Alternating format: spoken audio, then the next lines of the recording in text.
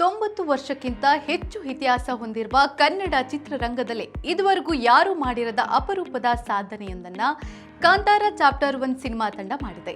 October 2ರಂದು ತೆರೆಕಂಡ ಹೊಂಬಾಳೆ films Rishabh Shetty combination ಈ ಚಿತ್ರ ಕರ್ನಾಟಕ ಒಂದರಲ್ಲೇ 268 ಕೋಟಿ ರೂಪಾಯಿ ಗಳಿಸಿದೆ. ಕರ್ನಾಟಕದಲ್ಲಿ 250 ಕೋಟಿ ರೂಪಾಯಿ ಗಡಿ ದಾಟಿದ ಮೊದಲ ಕನ್ನಡ ಚಿತ್ರ ಕಾಂತಾರ ಚಾಪ್ಟರ್ 1 ಎನ್ನುವುದು ವಿಶೇಷ. ಸದ್ಯ ಈ ವಿಚಾರವನ್ನ ಸ್ವತಃ ಚಿತ್ರತಂಡವೇ ಹೆಮ್ಮೆಯಿಂದ ಹಂಚಿಕೊಂಡಿದೆ. ಕಾಂತಾರ ಚಾಪ್ಟರ್ 1 ತೆರೆಕಂಡು 29 ದಿನ ಕಳೆದಿದ್ದು ಜಾಗತಿಕವಾಗಿ 867 ಕೋಟಿ ರೂಪಾಯಿ ಬಾಚಿಕೊಂಡು ಮುನ್ನಡೀತಾ ಇದೆ. ಆ ಮೂಲಕ 2025ರಲ್ಲಿ ಅತಿ ಹೆಚ್ಚು ಗಳಿಸಿದ ಭಾರತೀಯ ಸಿನಿಮಾ ಎನಿಸಿಕೊಂಡಿದೆ. ಇನ್ನು ಭಾರತದಲ್ಲಿ ಗಳಿಕೆ 600 ಕೋಟಿ ರೂಪಾಯಿ ದಾಟಿದೆ. ಬಾಲಿವುಡ್ ಅನ್ನ ಹಿಂದಿಕ್ಕಿದ ಸ್ಯಾಂಡಲ್ವುಡ್ ಈ ವರ್ಷ ಅತಿ ಹೆಚ್ಚು ಗಳಿಸಿದ ಚಿತ್ರ ಎನ್ನುವ ಹೆಗ್ಗಳಿಕೆಗೆ ಇದುವರೆಗೆ ಬಾಲಿವುಡ್ನ ಚಾವಾ ಚಿತ್ರ ಪಾತ್ರವಾಗಿತ್ತು. ಇದೀಗ ಕಾಂತಾರ ಚಾಪ್ಟರ್ 1 29 ದಿನದಲ್ಲೇ ಈ ದಾಖಲೆಯನ್ನು ಹಿಂದಿಕ್ಕಿದೆ.